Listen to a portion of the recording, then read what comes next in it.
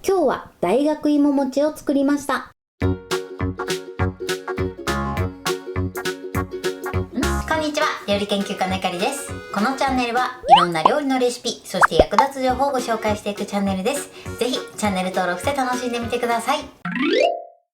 はい、ということで今日はですね、大学芋餅を作っていきたいと思います。切り餅とさつまいもを角切りにして、そして大学芋風の味付けに仕上げていきたいと思います。こちらはですね、切って炒めて絡めるだけなのですごく簡単です。作り方にもところどころポイントがありますので、ぜひ最後まで楽しんでみてください。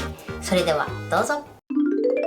それでは今日の材料をご紹介します。材料はこちらです。さつまいも、切り餅、お醤油、みりん、お砂糖、黒ごま、サラダ油。今回はこちらの材料を使って作っていきます。まずさつまいもですね。こちら今の状態で約 200g になります。こちらは目安にしてみてください。品種に関しましては、今回私はシルクスイートを使います。この品種はですね、お好みのものを使用して作ってみてください。そして切り餅ですね。今回は2つ使います。切り餅がない場合は丸餅を使っていただいても OK です。そして味付けはですね、とてもシンプルに醤油、みりん、お砂糖、こちらの3つで行っていきます。そしてね、今回切り餅を焼いていくんですが、焼くときはサラダ油を使用します。こちらはお好みで米油を使用していただいても OK です。ということで早速こちらの材料で作っていきます。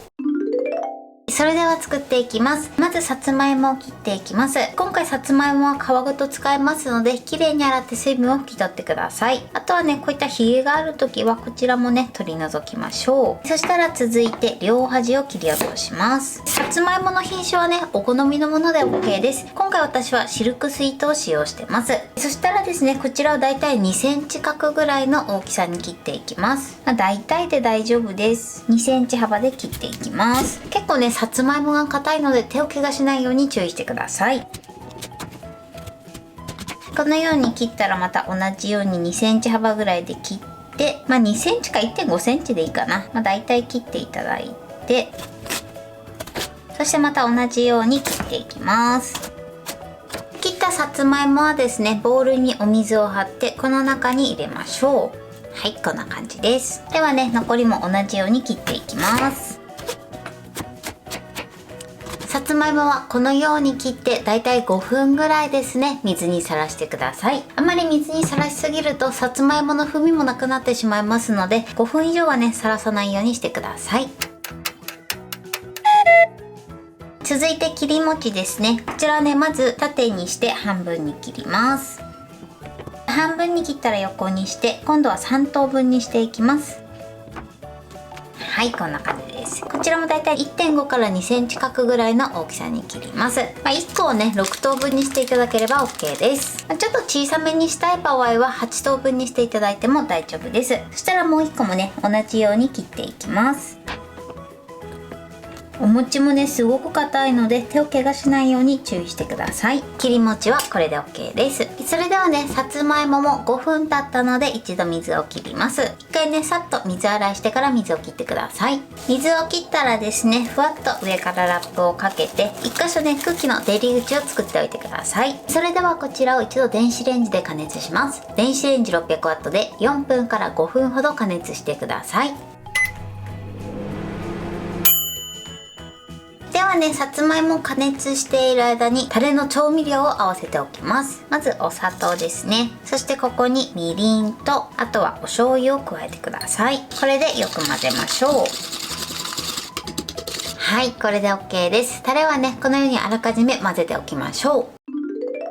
加熱が終わりました。そしたらね、やけどしないようにラップを取り外してください。今4分加熱した状態です。これでね、ようじなどで一度さつまいもを刺して、このようにスッとさつまいもにようじが通れば OK です。この時ね、ちょっと水が溜まってると思いますので、一度ね、水切りします。このようにね、ざるにあけておいておいてください。それでは続いてお餅を焼いていきます。フライパンにサラダ油を敷いてください。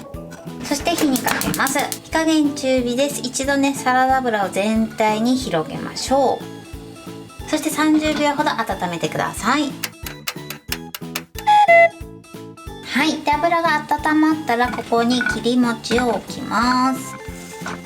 はい、そして全体的に焼き色がつくまで焼いていきましょう。火加減はそのまま中火で OK です。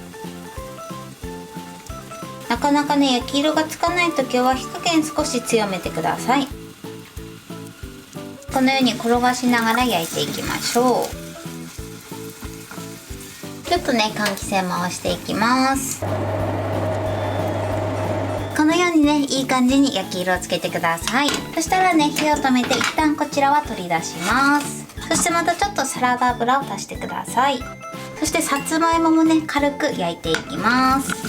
これで火にかけて焼きましょう。さっとねこちらを焼くぐらいで OK です。その方がね香ばしい仕上がりになります。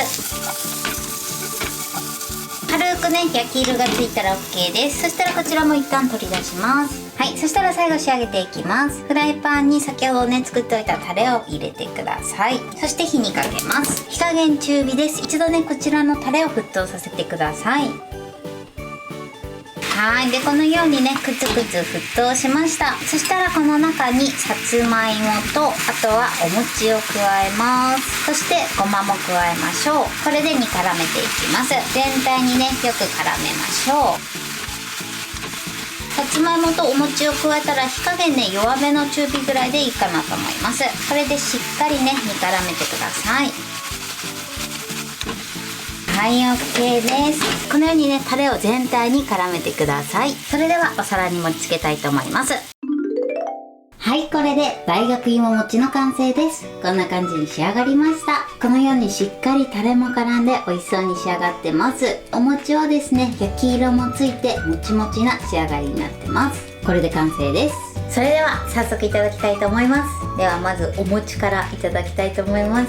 いただきます。大学芋のタレがお餅のね香ばしさとすっごく合います。美味しい。ではさつまいももいただきます。いただきます。さつまいももね香りが引き立ってすごく美味しいです。はい、ということで今日も美味しく仕上がりました。今回の大学芋餅のポイントです。